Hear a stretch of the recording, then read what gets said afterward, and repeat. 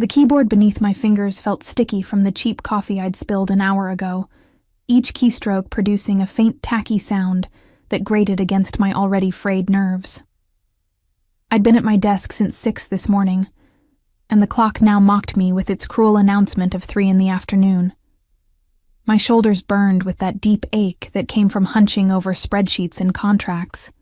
My eyes felt like someone had replaced them with sandpaper, and my lower back throbbed with each breath. This was my life now.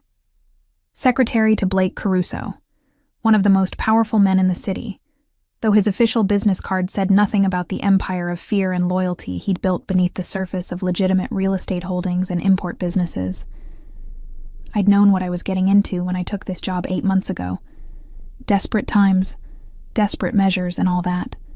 But knowing something intellectually and living it daily were two very different things. Miss Morgan. His voice cut through my concentration like a blade, smooth and controlled, with just a hint of his grandfather's Italian accent wrapped around certain vowels. My office. Now. I didn't jump. I'd learned early on that showing fear or surprise around Blake Caruso was like bleeding in shark-infested waters. Instead, I saved my work with deliberate calm, smoothed down my pencil skirt, and gathered the files I suspected he'd want. The executive suite of Caruso Holdings occupied the entire top floor of the building, all glass and steel and expensive Italian marble. My desk sat in the outer office, a sentinel position where I controlled access to Blake's inner sanctum. Through the floor-to-ceiling windows behind me, the city sprawled like a conquered territory, and I'd learned to read Blake's mood by which part of his domain he stared at during our meetings. I knocked once, a formality since he'd summoned me, and pushed open the heavy door. Blake sat behind his massive desk, backlit by the afternoon sun in a way that made him look like some dark angel. At 32, he had the kind of looks that made grown women stupid and smart women careful.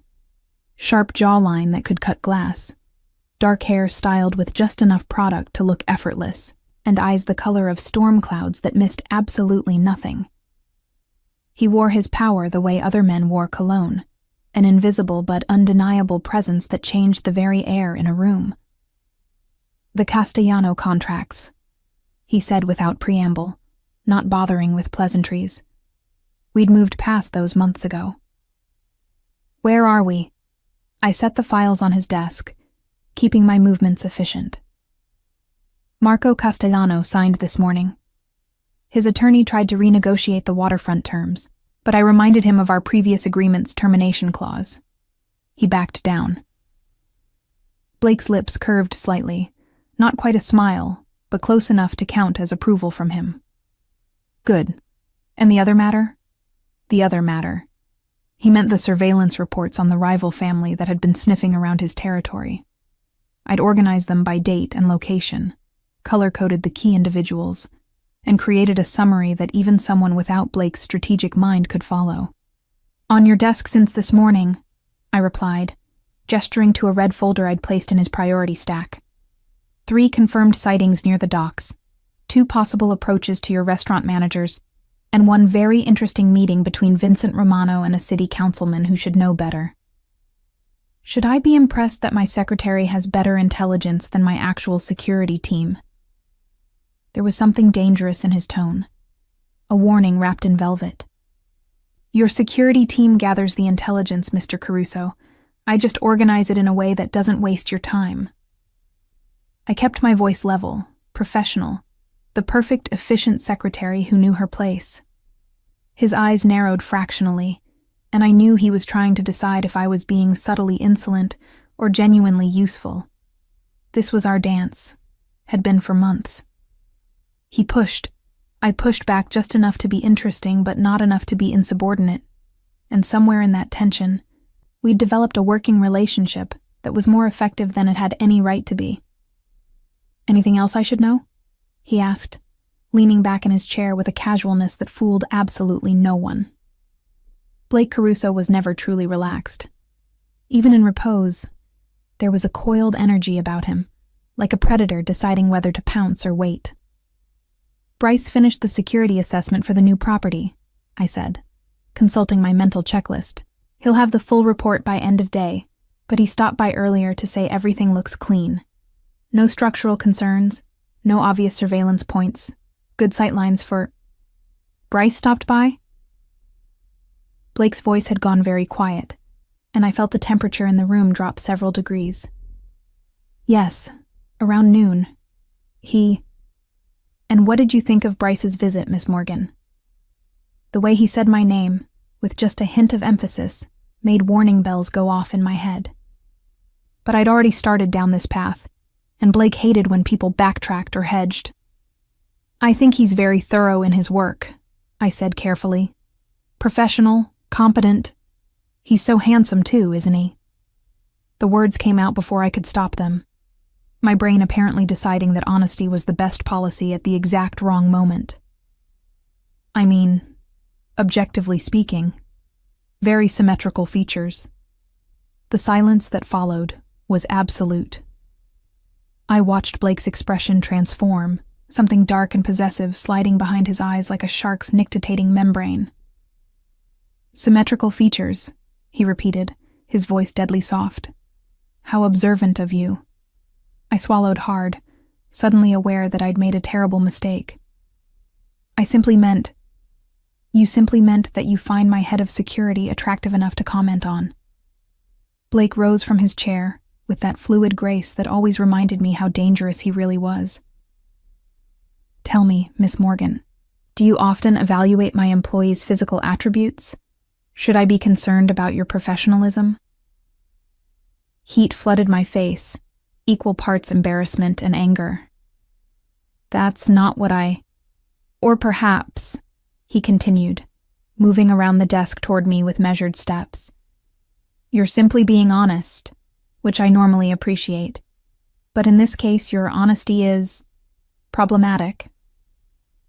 He stopped close enough that I could smell his cologne, something expensive with notes of leather and spice, close enough that I had to tilt my head back to maintain eye contact, refusing to show the fear that was definitely there beneath my irritation.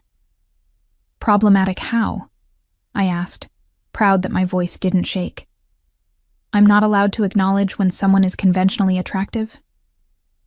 You're allowed to do whatever you like, Miss Morgan. His smile was all teeth, no warmth. Just as I'm allowed to be displeased when my secretary spends her time admiring my security personnel instead of focusing on her work. I was literally just delivering his message, I protested, my temper finally overriding my sense of self-preservation. I didn't ask him to stop by. I didn't linger to admire his symmetrical features. I was being polite and professional, which is apparently a crime in your presence. Careful. The single word held volumes of warning. You're dangerously close to being insubordinate. And you're being dangerously close to being irrational, I shot back, then immediately regretted it as his eyes flashed with something that looked almost like fury. Mr. Caruso, sir, I apologize. That was inappropriate. Was it? He leaned in closer, and I could feel the heat radiating from his body. Or was it honest? You seem to value honesty so highly, Bella. Let's be honest now. Do you find Bryce attractive? The use of my first name, which he rarely did, sent a shiver down my spine that I absolutely refused to analyze. I find my job attractive, I said firmly. I find my paycheck attractive. I find not being unemployed attractive. Bryce's face has absolutely nothing to do with any of that. Then why mention it at all? Because I have a functioning pair of eyes? The words escaped before I could stop them, and I watched Blake's jaw tighten dangerously. Sir, look, I'm sorry if my observation offended you. It was unprofessional and unnecessary, and it won't happen again. No, he agreed, his voice dropping to that dangerous register that made smart people very nervous. It won't.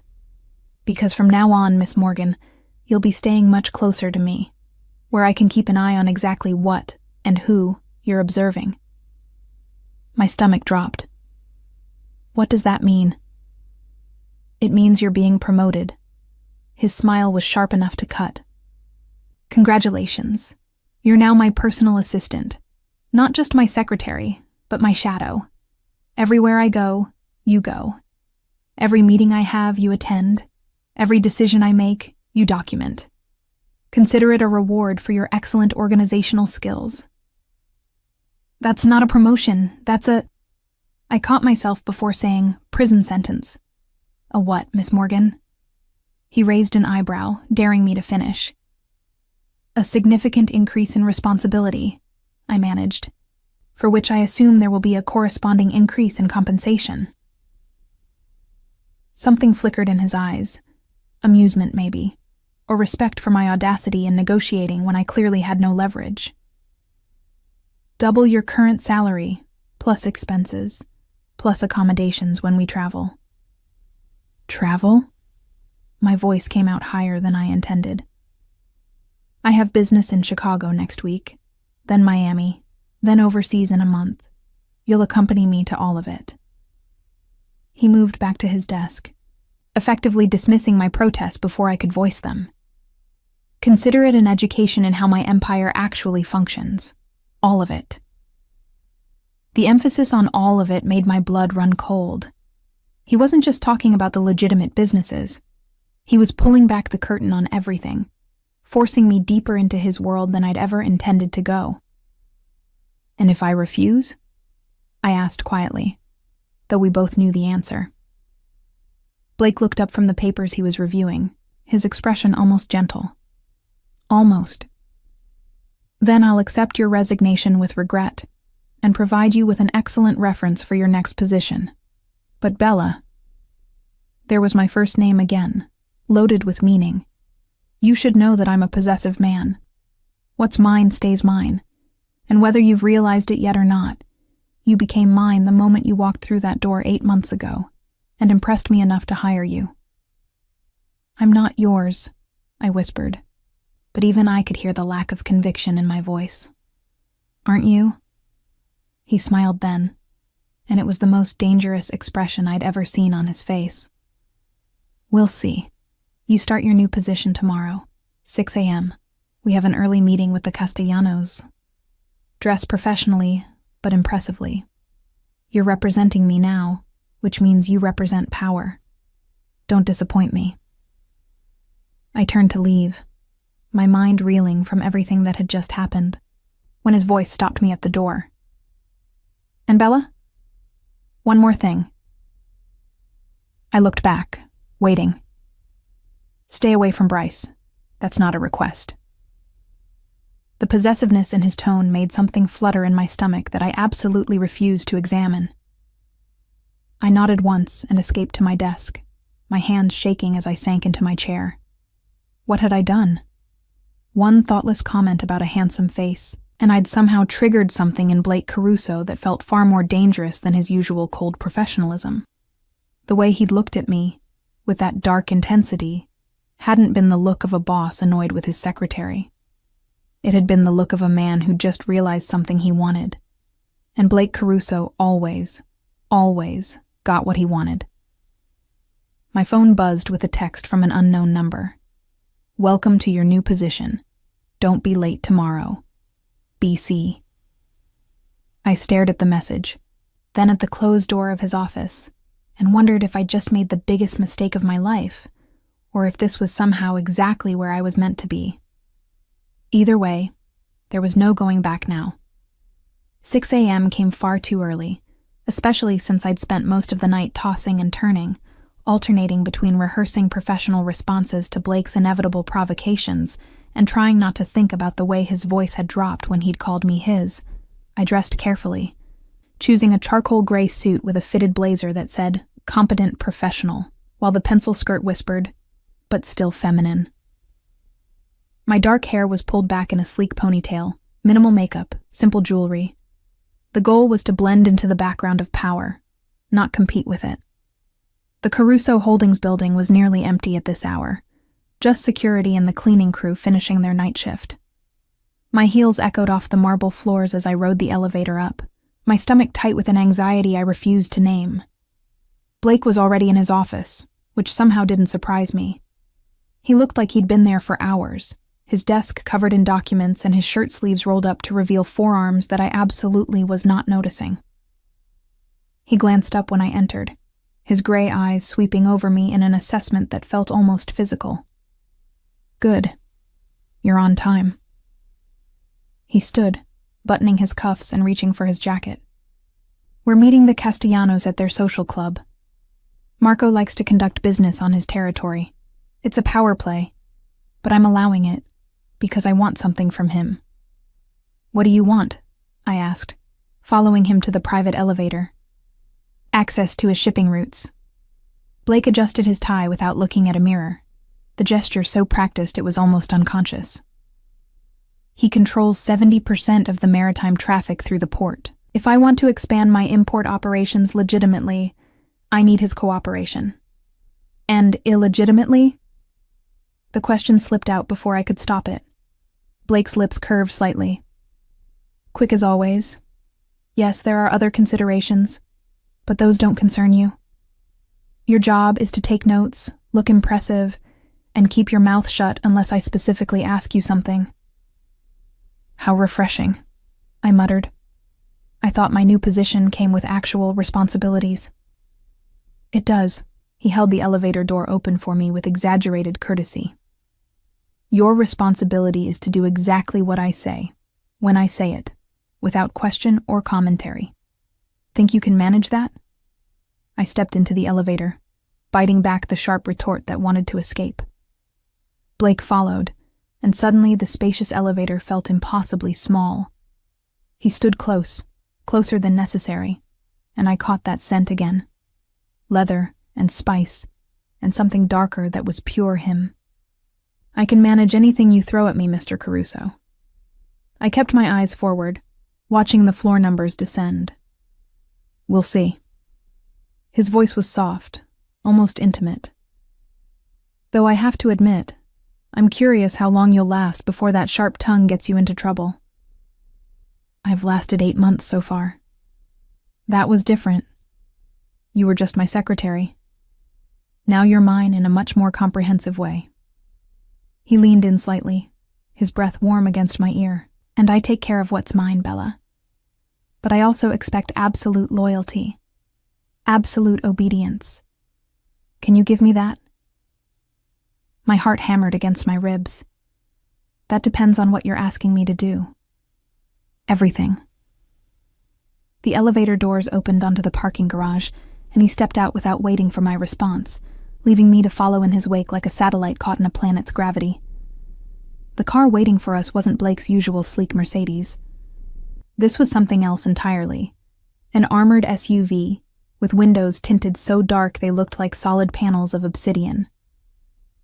The driver who opened the door wasn't Marco, Blake's usual driver, but a man I'd never seen before. Tall, built like a tank, with cold eyes that assessed and dismissed me in the same glance.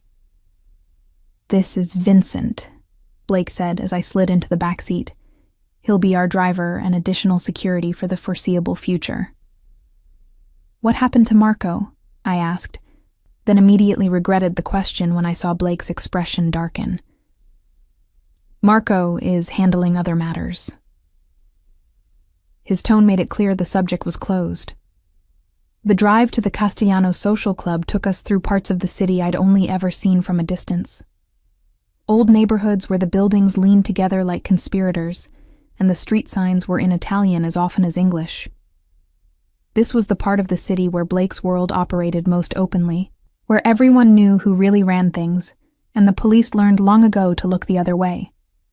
The social club itself was an unassuming brick building sandwiched between a bakery and a restaurant. No sign, no indication of what lay behind the heavy wooden door.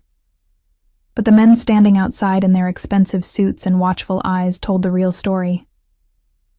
They nodded respectfully as Blake approached, one of them opening the door without being asked. Inside, the club was all dark wood and leather, the kind of place where deals were made over espresso and cigars, where loyalty was currency, and betrayal was death. Marco Castellano waited for us in a private room at the back. He was older than Blake by perhaps 20 years, with silver threading through his dark hair and the kind of face that had seen everything and been surprised by nothing. 2 men flanked him, bodyguards who watched our entrance with professional detachment. "Blake." Marco rose, extending a hand. "Punctual as always, and you've brought company. This must be the famous Miss Morgan I've been hearing about." I froze. He'd been hearing about me? From whom? "My new personal assistant," Blake said smoothly, his hand settling on the small of my back in a gesture that looked professional, but felt like a brand. "She'll be sitting in on our business discussions going forward. Bella, this is Marco Castellano." I extended my hand, and Marco took it with old-world courtesy, bringing it briefly to his lips in a gesture that would have been charming if not for the calculating look in his eyes. "Charming?" he said, releasing my hand. "And beautiful. You always did have excellent taste, Blake. Miss Morgan is here for her organizational skills, not her appearance." Blake's voice had gone very soft, very dangerous. "Shall we discuss business?" The meeting that followed was a masterclass in controlled aggression disguised as polite negotiation. They discussed shipping routes and port access, tariffs and timing, all while circling each other like boxers looking for an opening. I took notes on my tablet, documenting everything while trying to decode the subtext beneath every word. Blake wanted Marco's shipping routes. Marco wanted something in return, though he danced around naming it explicitly. There were references to mutual interests and shared concerns, mentions of families I didn't recognize, and territories I couldn't map. And through it all, I felt eyes on me. Not Blake's eyes, though his attention never strayed far. Someone else. I glanced up during a pause in conversation and caught one of Marco's bodyguards staring at me with an intensity that made my skin crawl. When our eyes met, he didn't look away. Instead, he smiled slightly, a predator's recognition of prey. Blake noticed. I saw his posture shift infinitesimally, his shoulders squaring just a fraction. When he spoke again, there was steel beneath the silk. "I believe we're done here, Marco. My terms are generous and you know it. Take a day to consider, then give me your answer. But don't take too long. My patience has limits." As does mine. Marco stood, the gesture bringing his bodyguards to attention. "Though I have to say, Blake, bringing such a lovely distraction to a business meeting is either very confident or very foolish. Some might see her as a weakness." The temperature in the room dropped several degrees. "Let them try," Blake said softly. "They'll quickly learn the difference between weakness and what I'm willing to destroy to protect." The threat hung in the air between them, naked and undeniable. Marco's eyes flickered to me, then back to Blake, and something like understanding crossed his face. "I see. Well then, you'll have my answer tomorrow." He nodded to me. "A pleasure, Miss Morgan. I'm sure we'll be seeing more of each other." Blake's hand tightened on my back, steering me toward the door before I could respond. Vincent was waiting with the SUV, and we were inside and moving before I could process what had just happened. "What was that about?" I asked, once we were clear of the neighborhood. Why did Marco look at me like that? And his bodyguard? "You're asking the wrong questions." Blake's voice was tight, with barely controlled anger. "The right question is why Marco knows anything about you at all. Why he's been hearing things about my secretary. How should I know? Because someone has been paying attention to you. Someone has been asking questions. And that means someone sees you as relevant to me, which makes you a target." My blood ran cold. A target for what? For leverage. He turned to face me fully, and the intensity in his eyes made me press back against the leather seat. "This is what I was afraid of. The moment you become known as someone I value, you become a weapon that can be used against me. I'm not... You don't..." I struggled to form a coherent argument. "You barely know me. I'm just your secretary. your assistant, whatever. You think that matters? His laugh was humorless. You think these people care about the truth? They see you at my side. They see me react when someone looks at you the wrong way.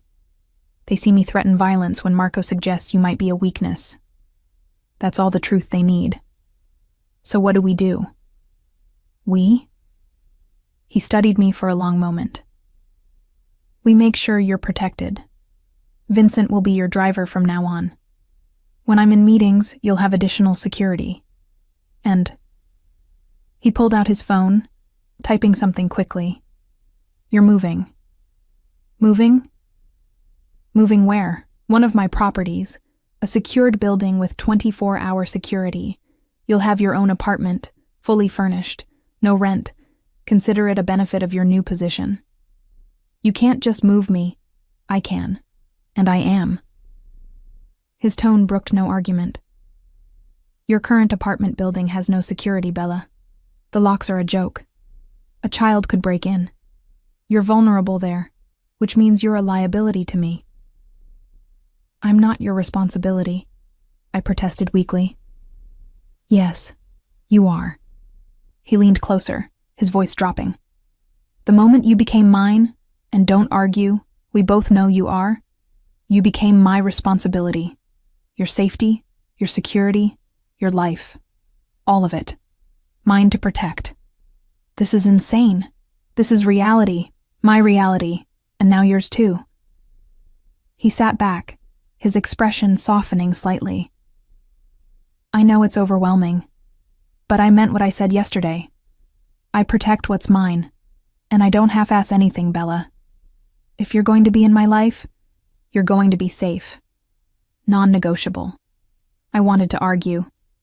Wanted to tell him he was being ridiculous, possessive, controlling. But the memory of that bodyguard's predatory stare stopped me. Blake's world was dangerous in ways I'd only glimpsed from behind my secretary's desk. Now I was being pulled into the center of it, whether I wanted to be or not. When do I move? I asked quietly. Tonight. Vincent will take you to pack what you need. The rest will be handled by my people. He checked his phone. We have 3 more meetings today. Then tomorrow we fly to Chicago. The rest of the day passed in a blur of meetings and negotiations, Blake's hand on my back becoming as constant as breathing. Every time someone's eyes lingered on me too long, I felt his grip tighten. Every time I spoke, answering a question he'd directed at me, I felt his attention sharpen with something that looked disturbingly like pride. And through it all, I couldn't shake the feeling that I was being watched. Not by Blake, not by his enemies, by something else. Someone else. A presence in the shadows that made my skin prickle with unease.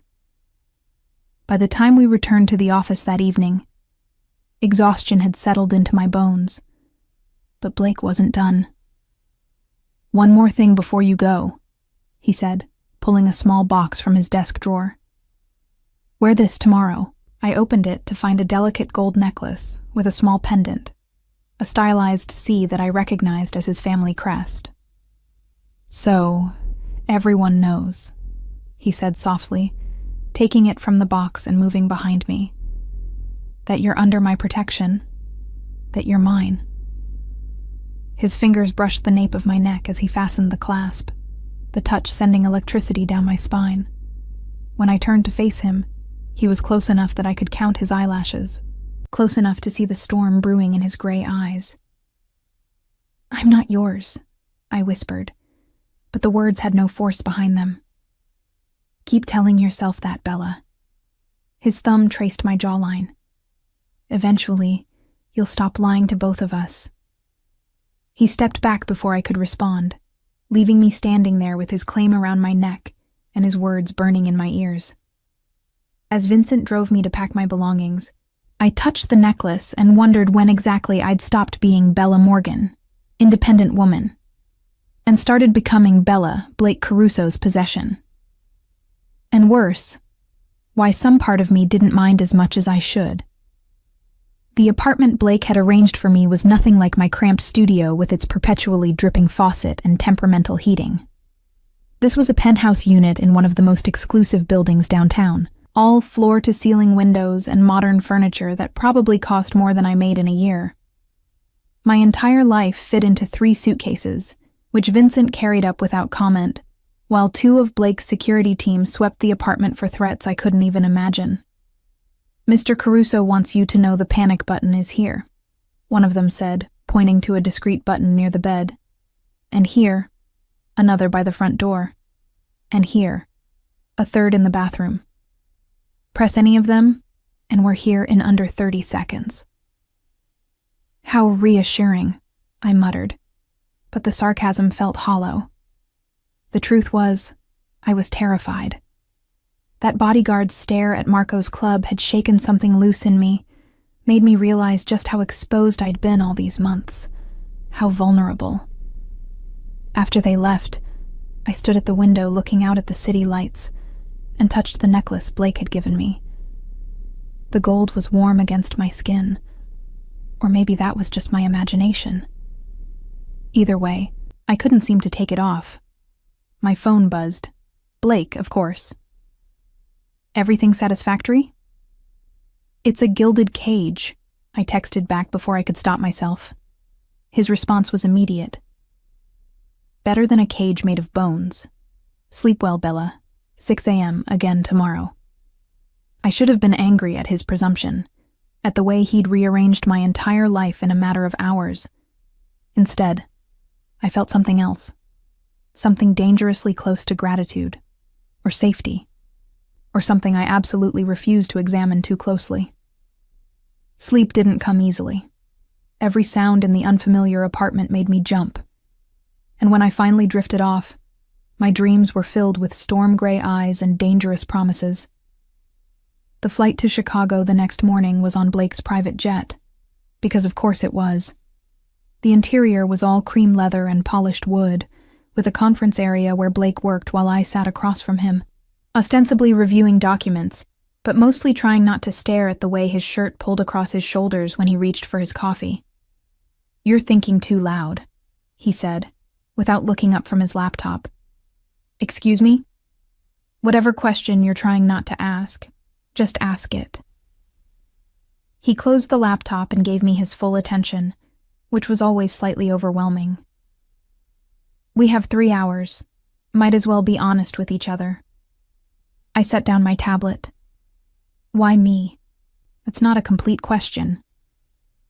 Why am I the one you've decided is so important to protect? You have dozens of employees, hundreds probably. What makes me different?" Blake was quiet for a long moment, his fingers drumming on the armrest in the only sign of agitation he ever showed. Finally, he stood and moved to the bar, pouring 2 glasses of whiskey despite the early hour.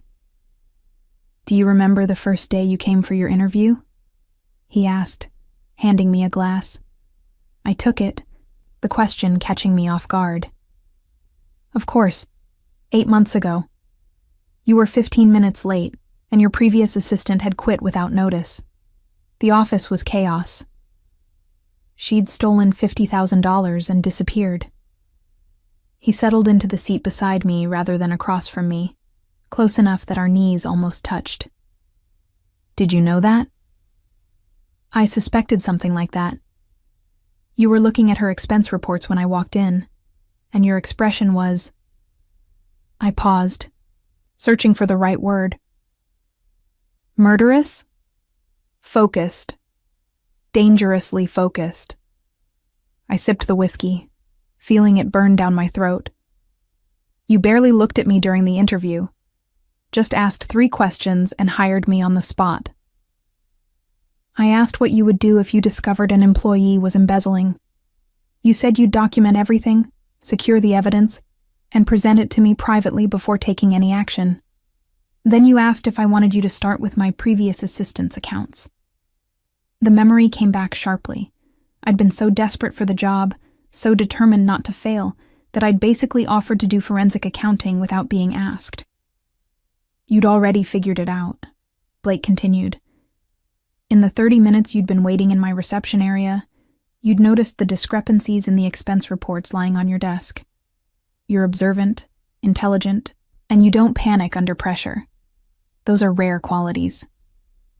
That's why you hired me, not why you've suddenly decided I'm your responsibility. No. He swirled his whiskey, watching the liquid catch the light. That came later, about 3 months in. Do you remember the Martinelli situation? I did. Vincent Martinelli had shown up at the office drunk and belligerent, demanding to see Blake about some business deal gone wrong. Security had been tied up with a delivery issue, and I'd been alone in the outer office when he'd stumbled off the elevator. He tried to force his way into your office, I said slowly. I told him you weren't available and that he needed to leave. You told him that if he didn't leave immediately, you'd call the police and make sure every newspaper in the city knew Vincent Martinelli couldn't hold his liquor or his temper. Blake's lips curved slightly. He was twice your size and visibly aggressive, but you stood your ground. Didn't back down. Didn't show fear. I was terrified. I know. I was watching the security feed, but you didn't let him see it. And when he finally left, you calmly called security, filed a report, and went back to work like nothing had happened. You didn't come running to me for protection or reassurance. You handled it. That's my job. No, Bella. That was you being extraordinary in a situation designed to make you feel ordinary. He turned to face me fully, and the intensity in his gaze made my breath catch. That's when I realized you were different, that you weren't just another employee. You were someone worth keeping close. Worth protecting, you mean. Same thing, in my world. He reached out, his fingers finding the necklace at my throat, the gold chain sliding through his fingers like water. I protect what's valuable to me, what's mine. And you became mine that day, whether you realized it or not.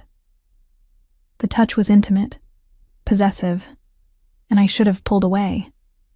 Should have established boundaries. But I couldn't seem to move, pinned by his gaze and the weight of his confession. I'm not a possession, I whispered, but the protest sounded weak even to my ears. No, you're not. His thumb brushed against my collarbone, the touch feather light, but electric. You're something much more dangerous. You're someone I care about. Someone whose safety matters more than strategy or profit or power.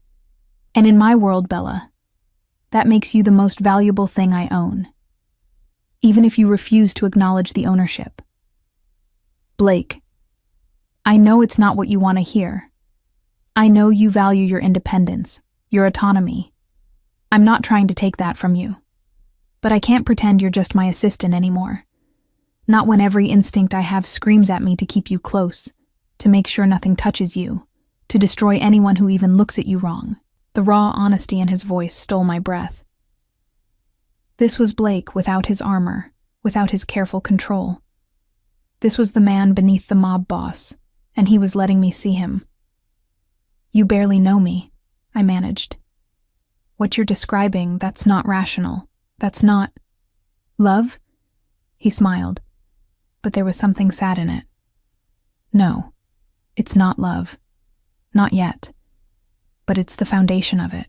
It's obsession and possession and a desperate need to keep you safe that I can't logic away no matter how hard I try. And before you tell me how unhealthy that is, I already know. I know I'm being irrational. I know this protectiveness is excessive. But I don't care, Bella. I stopped caring about rational the moment you stood up to a violent drunk to protect my office, and then calmly filed the paperwork like it was just another Tuesday. I didn't know what to say. Everything he was describing sounded like the beginning of something toxic, controlling, the kind of relationship I'd sworn I'd never get trapped in. And yet the way he said it, with that brutal honesty and unflinching self-awareness, it didn't feel manipulative. It felt like a confession, a warning, an invitation to run before I got in too deep. What if I want to leave? I asked quietly. What if this is too much, too fast, too intense? His hand dropped from the necklace, and something shuddered in his expression. Then you leave. I'll make sure you're protected from a distance. Make sure you're safe and secure, and have everything you need. But I won't force you to stay, Bella. I'm possessive, not monstrous. There's a difference. Is there? Because right now it feels like you're drawing me into your world whether I want it or not. I am, he admitted, because keeping you at arm's length puts you in more danger than keeping you close. But the choice to stay, to accept what I'm offering, that has to be yours. I can make a lot of things happen through force of will, but I can't make you want this. Want me. The admission hung between us, raw and vulnerable. Blake Caruso, the man who controlled an empire through fear and loyalty, was admitting he couldn't control this. Couldn't control me. Couldn't control what was growing between us. I don't know what I want, I said honestly. Everything in my life was normal and ordinary until you decided I was yours. Now I'm living in a penthouse I didn't choose, wearing your claim around my neck, and flying to Chicago for meetings I barely understand. I don't know how to process any of this. Then don't. Not yet. He stood, putting physical distance between us, and I could see the effort it took. Process it in Chicago. Process it during the meetings and the dinners and the late-night work sessions. Process it while you're safe and protected and close enough that I can sleep at night knowing no one can hurt you. And then, when we get back, tell me what you've decided. And if I decide this is too much, then I'll respect your decision. His smile was sad. And hate every moment of it, but I'll respect it. The captain announced our descent into Chicago, and Blake returned to his seat, the moment of vulnerability sliding behind his professional mask like it had never happened. But I'd seen it, felt it, and I knew things between us had fundamentally shifted. I touched the necklace again, feeling the weight of his claim and his confession. He'd laid himself bare, shown me the man beneath the monster, and given me the choice he'd claimed didn't exist. The question was, what was I going to do with it? As we landed, I caught sight of 3 black SUVs waiting on the tarmac, and my stomach dropped. Whatever meetings Blake had planned in Chicago, they were important enough to require serious security. Important enough, apparently, that he couldn't risk leaving me behind. Vincent will brief you in the car, Blake said as we descended the stairs. These meetings are more delicate than yesterday's, more dangerous too. I need you alert and aware. Can you do that? I straightened my shoulders and met his gaze steadily. I can do anything you need me to, Mr. Caruso. Something flashed in his eyes. Pride, possession, desire. Before his professional mask slammed back into place. Good. Stay close, stay quiet, and trust me. No matter what you see or hear, trust that I know what I'm doing. The SUVs waited like black beetles on the tarmac, and as I climbed into one with Blake beside me and Vincent at the wheel, I wondered what exactly I'd gotten myself into, and why, despite everything, I wasn't running. The Chicago meetings took place in a private room at an upscale steakhouse, the kind where reservations were made months in advance, and the waitstaff knew better than to ask questions about the men in expensive suits who discussed business over rare fillets and aged whiskey. Blake had warned me to stay quiet, and I'd nodded, understanding the instruction. But what I hadn't understood was how different this world looked from the inside. Yesterday's meeting with Marco Castellano had been tense but civilized. These men were something else entirely. Vincent Romano sat at the head of the table, his silver hair slicked back, and his eyes like chips of obsidian. To his right was his son, Marcus, younger than Blake by a few years, but with the same predatory stillness that marked men who'd grown up in this life.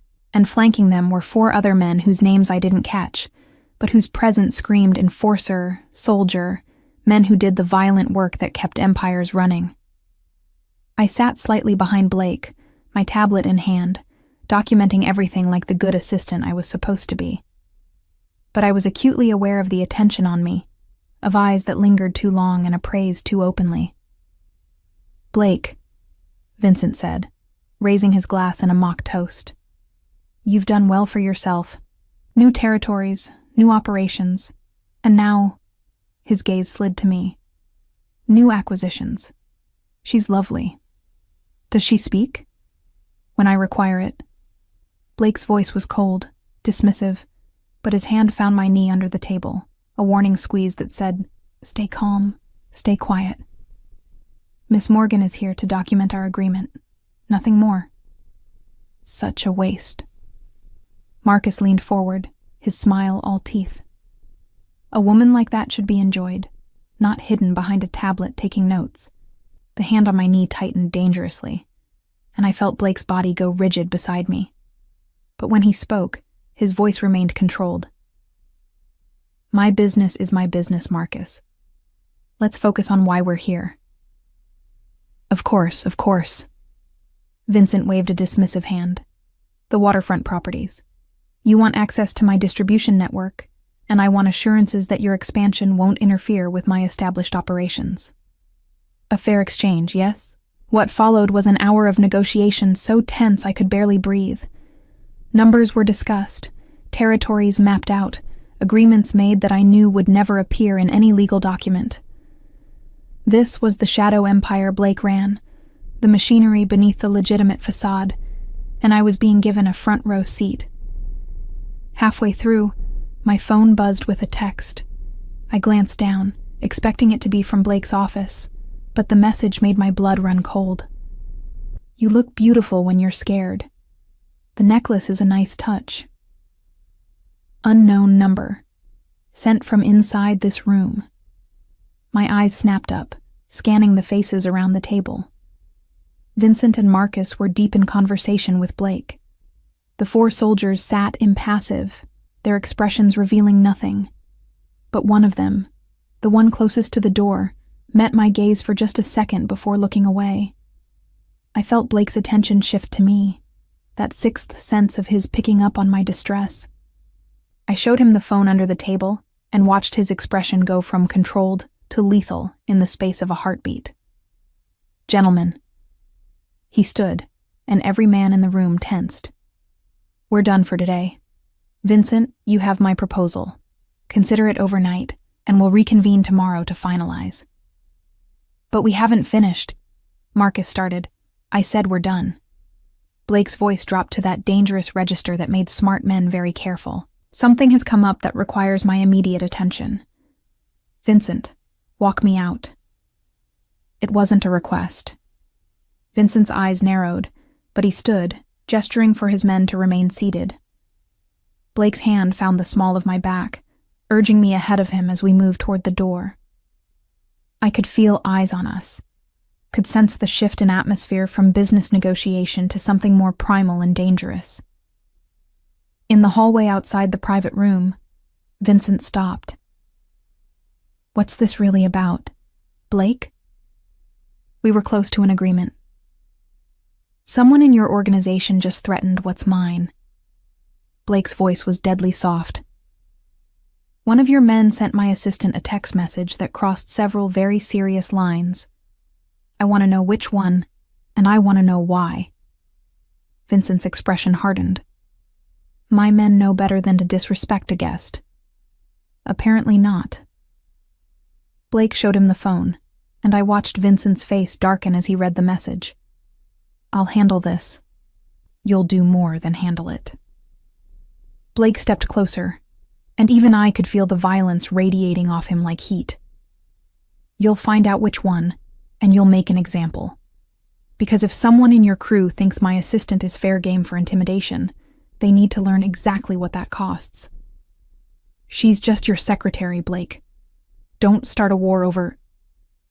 She's mine." The two words were absolute, final. And anyone who touches what's mine dies screaming. Are we clear? The hallway went silent.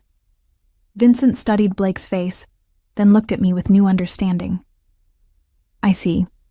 Yes, we're clear. I'll find the man responsible and deliver his apology personally.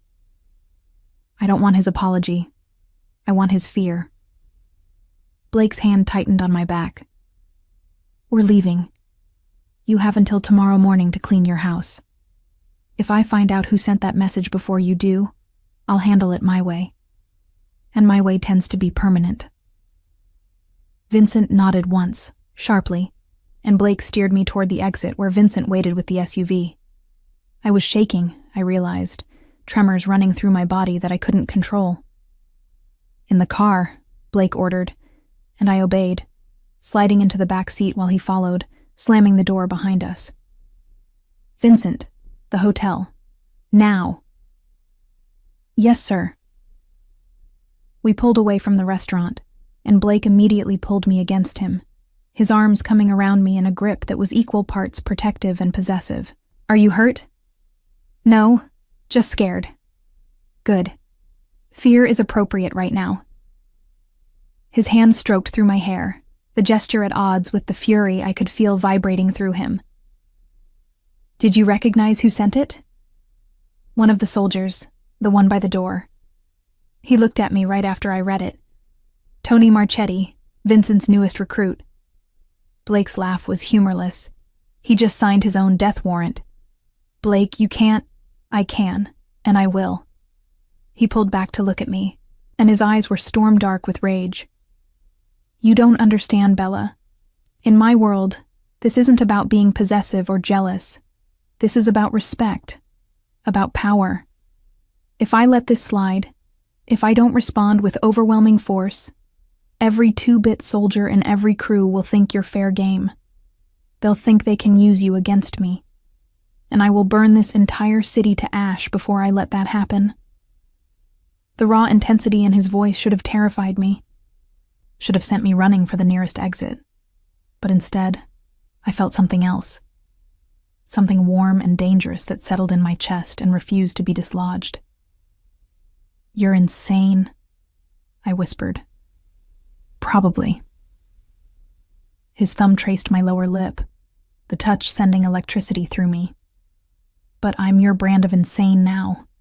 You wear my necklace. You sleep in my building. You fly in my plane and sit at my meetings. Whether you want to admit it or not, Bella, you're in this. You're mine, and I protect what's mine with everything I have. This is too much. It's too intense. Too real. He leaned in closer, his forehead resting against mine. It is real. This thing between us, this pull, it's the most real thing I've felt in years. And I know it scares you. I know you want to run. But you're still here. You're still wearing my claim. Still letting me hold you. Still looking at me like you can't decide if you want to kiss me or kill me. Both, I admitted breathlessly. Definitely both. His smile was dangerous and beautiful. Good. Hate me if you need to. Fight me every step of the way. But don't leave. Don't walk away from this, from us, because you're scared of how much you feel it too. I don't. You do. His lips brushed against my jaw. Not quite a kiss, but close enough to make my breath hitch. You feel this pull, this inevitability. You felt it the moment I put this necklace on you, the moment I claimed you as mine. You can fight it, Bella, but you can't make it go away. He was right, and I hated that he was right. Somewhere between his brutal honesty and his overwhelming protectiveness, I'd stopped wanting to run. Stopped wanting my old life back. I'd started craving this intensity, this feeling of being the center of someone's world in a way that was terrifying and exhilarating in equal measure. What happens now?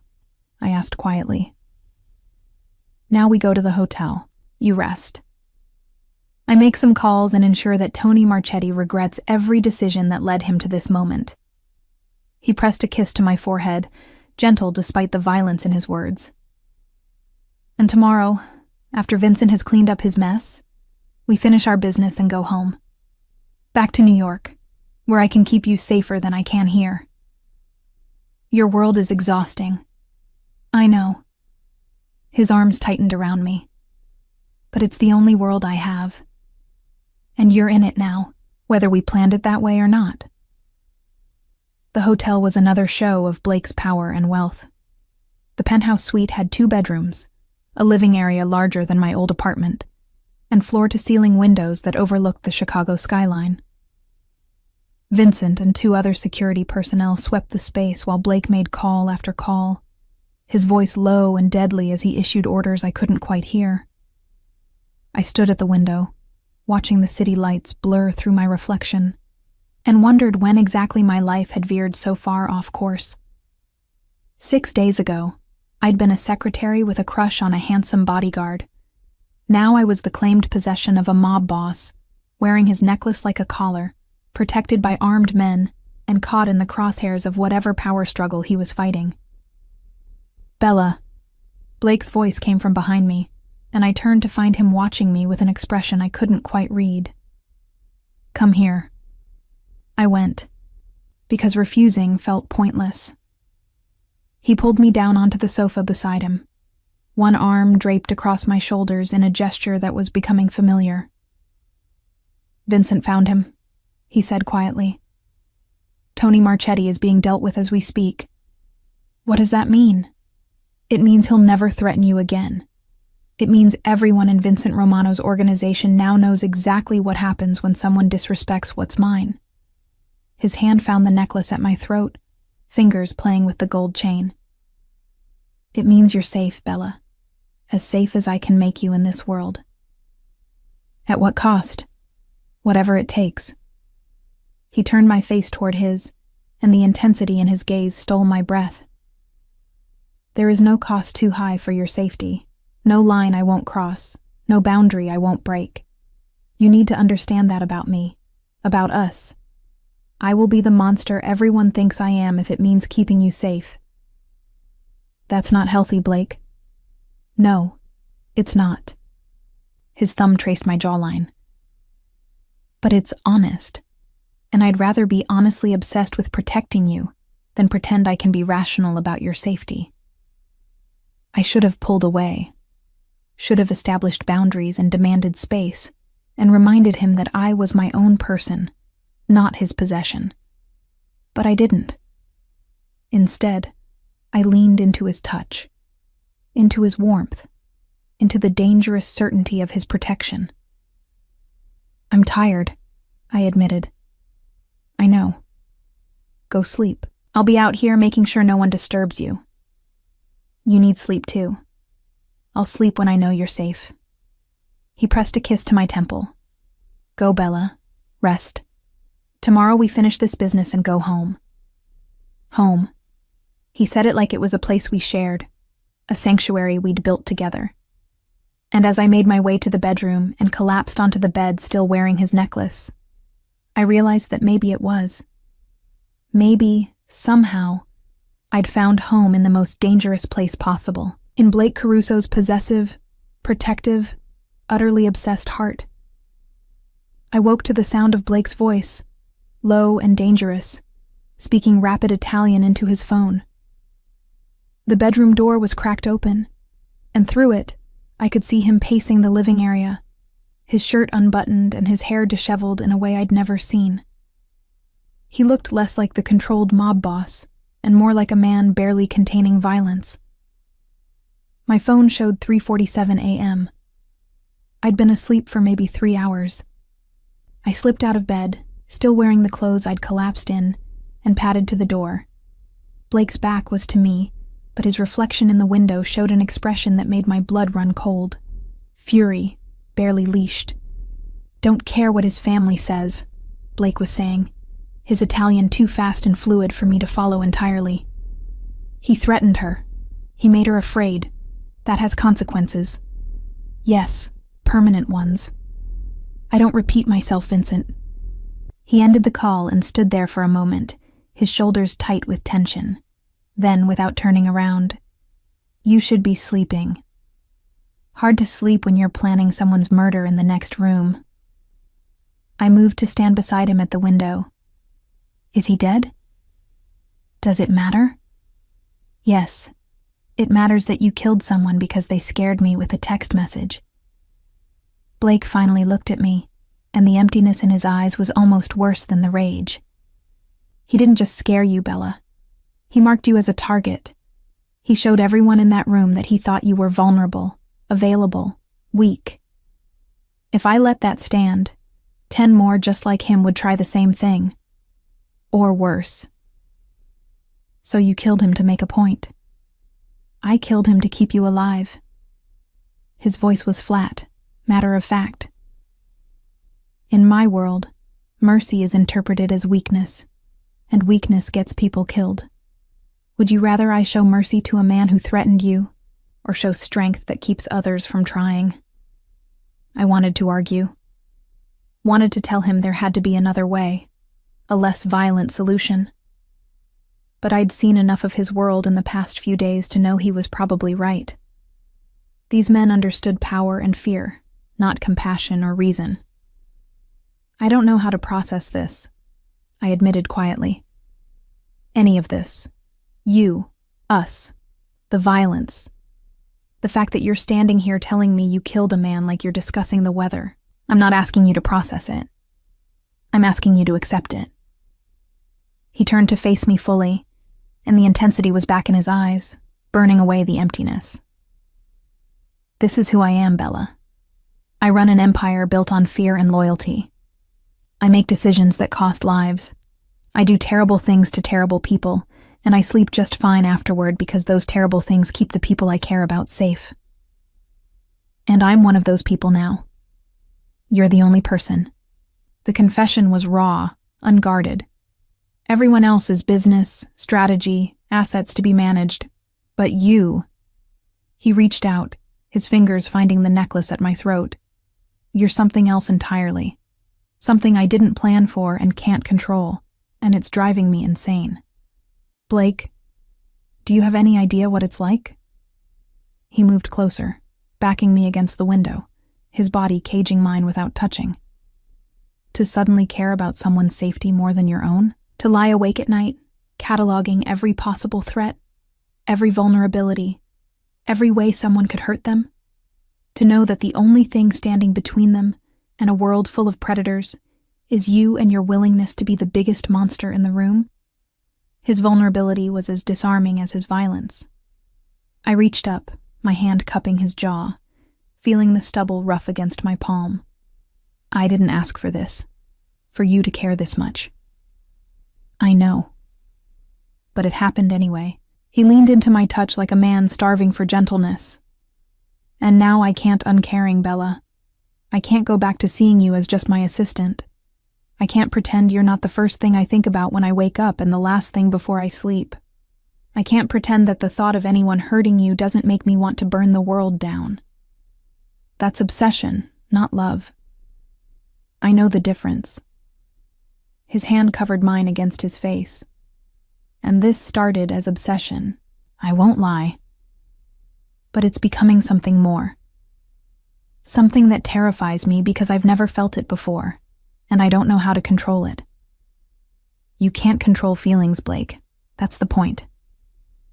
I control everything else. His smile was self-deprecating. Territories, operations, men who'd kill at my command. But I can't control this. Can't control you. And instead of frustrating me, it's... He paused, searching for words. It's freeing. Terrifying and freeing at the same time. I should have been running. Should have been calling the police or my family, or anyone who could extract me from this increasingly dangerous situation. But I couldn't seem to move, pinned by his confession and my own traitorous heart. What do you want from me? I whispered. Everything. His forehead dropped to rest against mine. I want you to stop fighting this. Stop pretending you don't feel it too. Stop lying to yourself about what's happening between us. And what is happening between us? You're falling for me. His voice was soft but certain. Just like I've already fallen for you. You're just too stubborn to admit it yet. That's presumptuous. It's observant. His lips brushed my temple, not quite a kiss. You could have demanded to go home after that text message. Could have quit. Could have walked away from all of this. But you're still here, Bella. Still wearing my necklace. Still letting me hold you. Still looking at me like you can't decide if I'm your salvation or your downfall. Maybe you're both. Maybe I am. He pulled back enough to meet my eyes. But I'd rather be both than nothing at all. The truth of it hit me like a physical blow. He was right. I was falling for him, had been falling since the moment he'd put his necklace around my throat and claimed me as his. Despite the violence, despite the danger, despite every logical reason to run, I was choosing to stay. This is insane, I breathed. Completely. His smile was almost boyish. But it's ours. Our brand of insanity. Before I could respond, his phone rang. He answered it with a curt, "What?" Then listened, his expression darkening. When? How many? And Romano knows? Good. Increase security at the hotel. Nobody gets up here without my explicit clearance. Yes, I mean nobody. Not housekeeping. Not room service. Nobody. He ended the call and immediately made another. It's me. I need eyes on the entire block. If anyone suspicious so much as looks at this hotel, I want to know about it. Also, move up our departure. We're leaving Chicago in 2 hours, not this afternoon. What's wrong? I asked as soon as he hung up. Vincent's crew is in chaos. After Tony Marchetti was dealt with, 3 others decided to make a play for his territory. It's turned into an internal war, which means the streets are unpredictable right now. We're leaving before it gets worse. You said 2 hours. It's 4 in the morning. I know. Pack what you need. We're going to the airport now. He was already moving, grabbing his jacket, checking his gun with a practiced efficiency that should have frightened me but somehow didn't. Vincent, get the cars ready. Full security detail. I want eyes on every approach. I hurried back to the bedroom, throwing my few belongings into my bag with shaking hands. Through the open door, I could hear Blake making more calls, his voice calm but commanding as he orchestrated our escape from a city that had suddenly become hostile territory. 20 minutes later, we were in the elevator heading down to the underground parking garage. Blake had positioned himself between me and the doors, one hand resting on the gun beneath his jacket.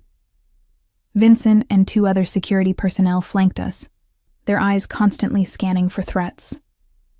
The garage was dimly lit and eerily quiet. Our 3 SUVs waited in formation, engines already running. Blake's hand found the small of my back, urging me forward toward the middle vehicle. That's when I saw him.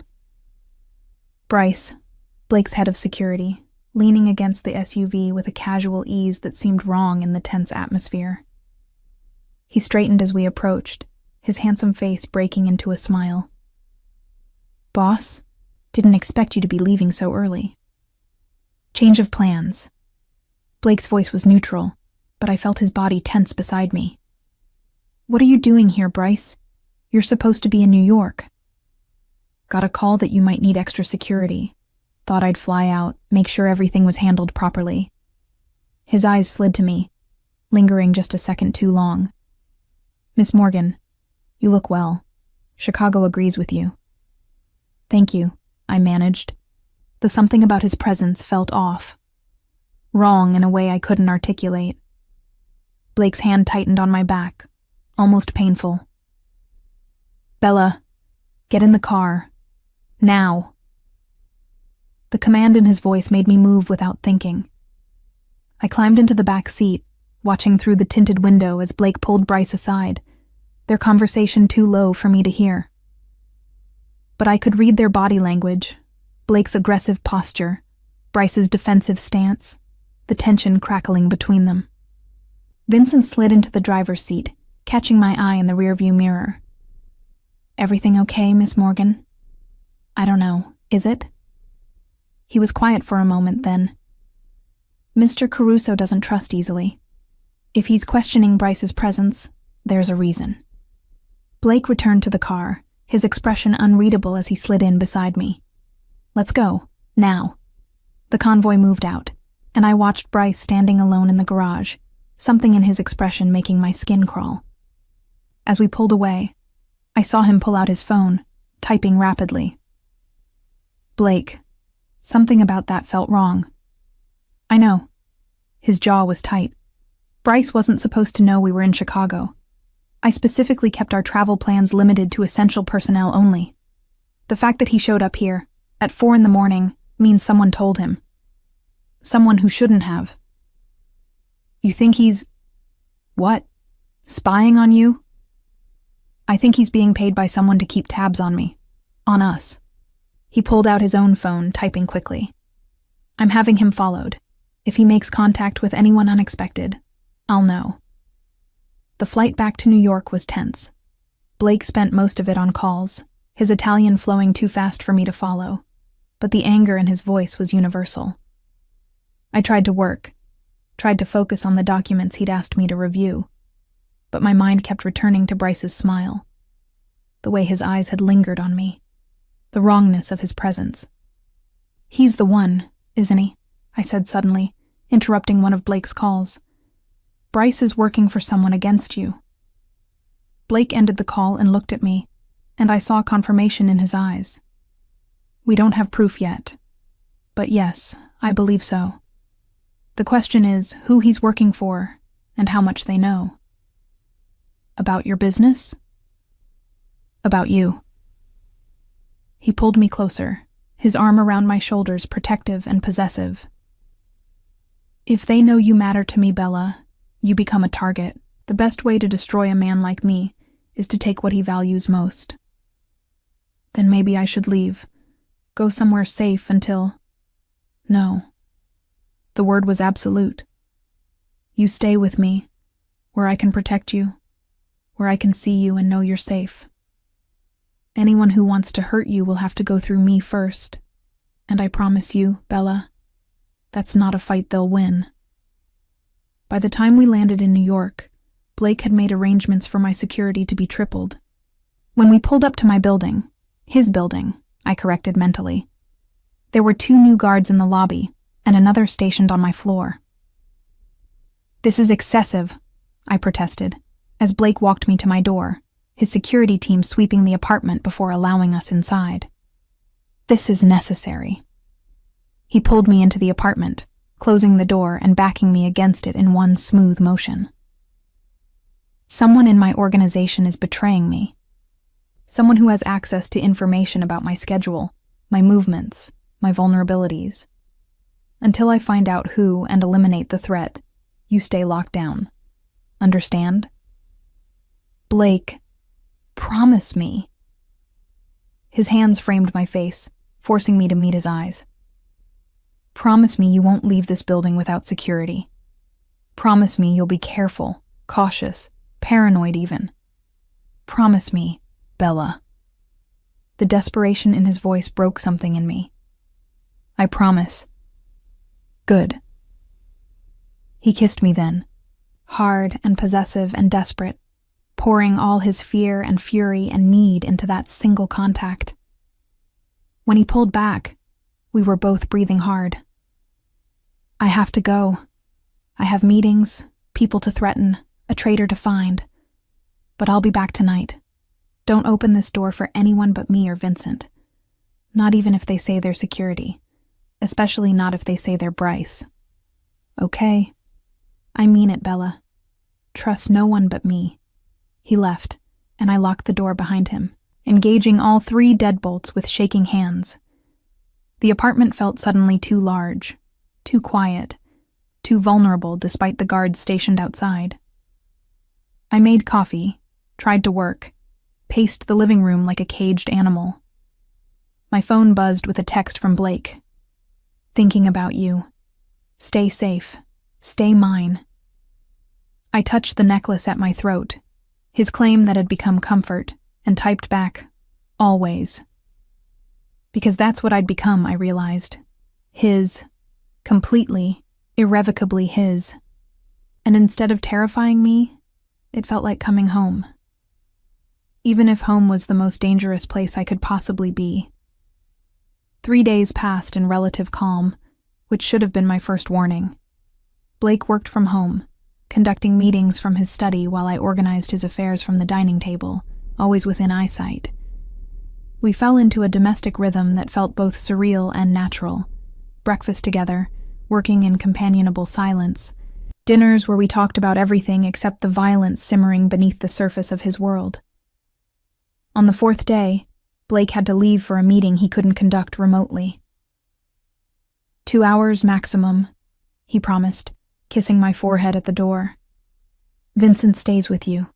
Don't leave the apartment. I know the drill. But an hour after he left, Vincent's phone rang. He answered, listened, his expression darkening. I need to check something in the security office downstairs. 5 minutes. Lock the door behind me.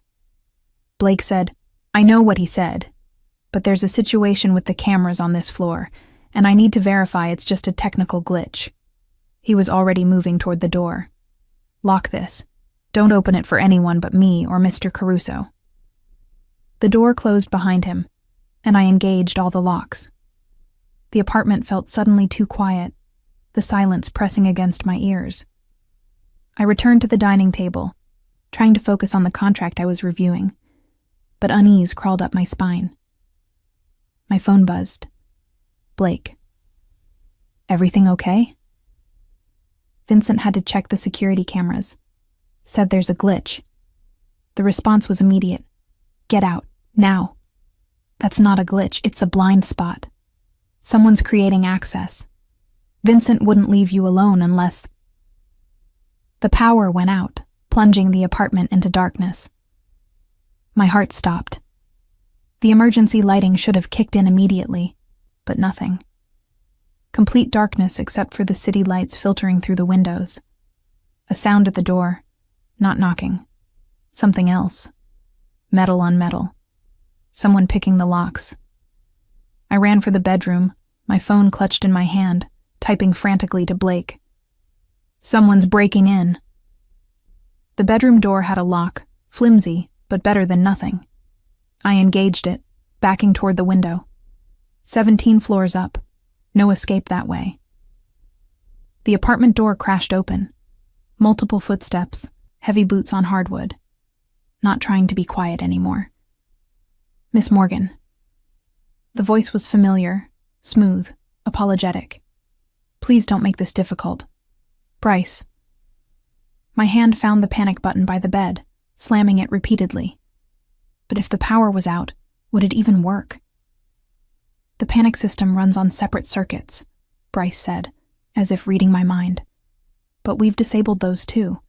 No one's coming, Bella. Not in time. The bedroom door shuddered under impact. Once. Twice. The frame splintered on the third hit, and then he was there. Bryce, Blake's head of security, my supposed protector, standing in the doorway with 2 men I didn't recognize. I'm sorry about this, he said, and he actually sounded regretful. You seem nice, but you're worth a lot of money to the right people, and Blake Caruso has made a lot of enemies. Blake will kill you. My voice was steadier than I expected. He'll hunt you down and destroy everyone you've ever cared about. Probably. Bryce nodded to his men. That's why I'll be in Rio by morning. But first, we need to deliver you to some people who want to have a conversation with your boyfriend about territory and respect. They moved fast. One grabbed my arms while the other produced a cloth, pressing it over my face. I struggled, tried to scream, but the chemical smell overwhelmed me. The world blurred, tilted, went dark. I woke in the back of a moving van, my hands zip-tied, my head pounding. How long had I been out? Minutes? Hours? Through the front windshield, I could see we were in an industrial area, abandoned warehouses and empty lots. The kind of place where screams wouldn't matter. "She's awake," one of the men said. Bryce glanced back from the passenger seat. "We're almost there. Romano's people are waiting. Once the exchange is made, we're done. Clean and simple." Romano. Vincent Romano from Chicago. This had been his play all along. The van stopped outside a warehouse with broken windows and graffiti-covered walls. They pulled me out, my legs unsteady, and dragged me inside. The interior was cavernous and dark except for portable lights set up in the center, illuminating a space where several men waited. Vincent Romano himself stood in the center, flanked by his son Marcus, and at least 6 armed men. He smiled when he saw me. "Miss Morgan, we meet again under less pleasant circumstances." He nodded to Bryce. "Well done. Your payment will be transferred as discussed." "Pleasure doing business." Bryce turned to leave, and rage burned through my fear. "You're a coward," I spat. "Blake trusted you. He gave you everything, and you sold him out for money." Bryce paused. "Blake Caruso gives nothing. He takes, controls, possesses. I was his employee, not his family. The Romano family offered me something better, freedom and enough money to disappear. I'd be a fool not to take it." "You'll be a dead fool when Blake finds you. If he finds me." Bryce glanced at Vincent. "You're sure your plan will work?" "Blake Caruso is predictable when it comes to her." Vincent approached me, gripping my chin roughly. "He'll come for her. Alone, desperate, vulnerable. And when he does, we'll end his empire and take everything he's built. All because he was stupid enough to care about his secretary." The warehouse door exploded inward. Blake stood in the entrance. Backlit by emergency vehicle lights, Vincent beside him and at least 20 armed men fanning out behind him. But it was Blake who commanded every eye. Blake in his black suit with blood spattered across his shirt, his gun raised, his expression absolutely lethal. "Let her go." Each word was a death sentence. Vincent's men raised their weapons, but Blake's were faster, already in position. Mexican standoff. Except Blake looked like a man with nothing to lose and everything to destroy. "Blake." Vincent's smile was cold. "Predictable as always. We have a proposal. I don't negotiate with dead men." Blake's eyes found mine across the space. "Bella, close your eyes." I obeyed instantly. Gunfire erupted. Screams, shouts, the sound of bodies hitting concrete. It lasted maybe 30 seconds, but felt like eternity. Then silence. "Bella, it's over. Open your eyes." Blake was there, cutting through my zip ties with a knife, pulling me against him with shaking hands. "Are you hurt? Did they touch you? I swear to God if they—" "I'm okay. Scared, but okay." I clung to him, unable to stop trembling. "Bryce, I know. I figured it out about 30 seconds after Vincent left you. He was the leak, feeding Romano information about our movements." Blake's arms tightened around me. "He's not getting away, Bella. None of them are." I looked over his shoulder. Vincent Romano lay motionless, his son beside him. Most of the soldiers were down or surrendering to Blake's men. And Bryce. Bryce was on his knees, Vincent holding a gun to his head, waiting for Blake's order. "Please," Bryce begged. "Blake, I'm sorry. They offered me so much money. I needed—" "You needed nothing I didn't already give you." Blake's voice was ice. "Loyalty, respect, opportunity. But you chose betrayal. You chose to threaten what's mine.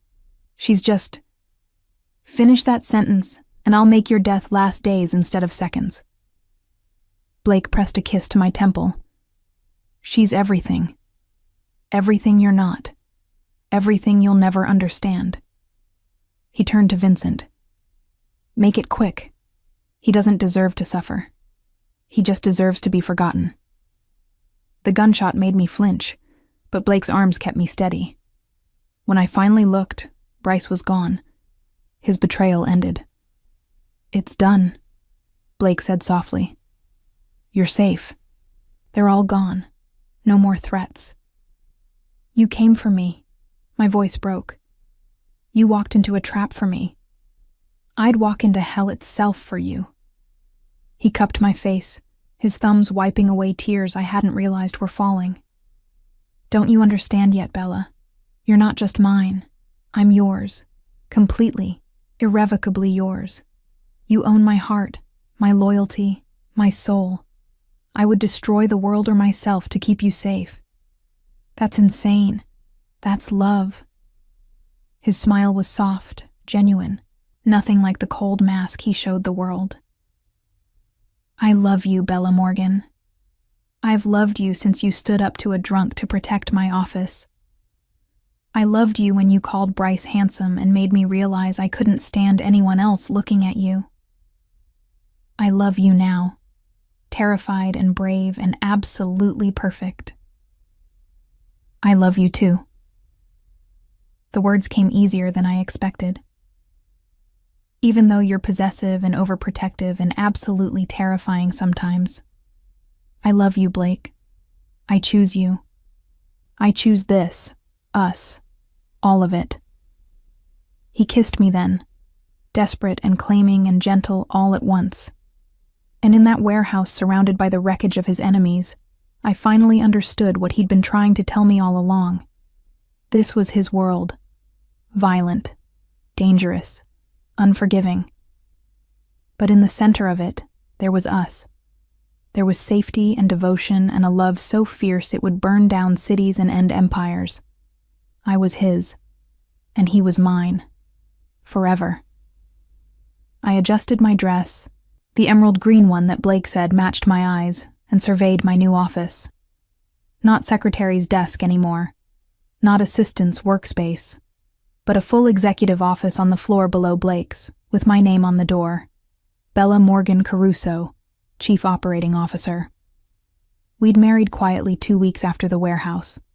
Just us, Vincent as witness, and a judge who owed Blake a favor. No big ceremony, no elaborate reception. Just vows spoken in Blake's study with his grandmother's ring on my finger, and his claim finally, legally binding. The business had been reorganized, the Romano territories absorbed, the traitors eliminated. And Blake had shocked everyone by giving me real power, real authority over the legitimate operations, while he handled the shadows. "You're the only person I trust completely," he'd said. "The only one who sees all of me and loves me anyway. If anyone's going to help me build something better, it's you." A knock at my door. Blake entered without waiting for permission, as always, crossing to pull me into his arms. "How's my wife?" He nuzzled my neck, his hand settling possessively on my waist. "Your wife has 3 meetings this afternoon, and doesn't have time for whatever you're planning." "I'm not planning anything." He was absolutely planning something. "I just wanted to see you."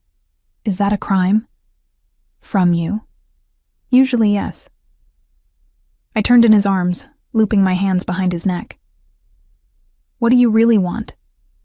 "You. Always you." His smile was pure wickedness. "But specifically, I want you to clear your schedule tonight. I have plans." "What kind of plans?" "The kind that involve you, me, our apartment, and absolutely no interruptions." He kissed me thoroughly. "The kind where I remind you exactly why you chose to marry a possessive, overprotective mob boss. I married you because I love you, not because you're possessive. You love me because I'm possessive." He grinned. "Admit it, Bella.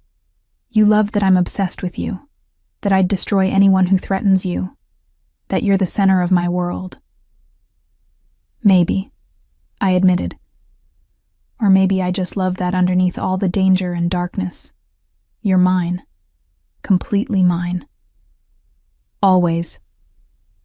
He pressed his forehead to mine. "You made me human again, Bella. Made me feel something besides rage and control. You're my everything. Took you long enough to admit it, boss." He laughed. that genuine sound I'd grown to treasure. Don't call me boss. You're not my employee anymore. You're my partner, my equal, my wife. And your obsession? That too. He kissed me again, slower this time. Now clear your schedule. I plan to spend tonight reminding you exactly what you signed up for when you married me. As he left, I touched the necklace at my throat, his first claim, and smiled. This was my life now. Power and danger and a love so consuming it had reshaped both of us. I'd walked into his office a secretary with simple dreams. I'd walked out his wife, his partner, his everything. And I'd never been happier.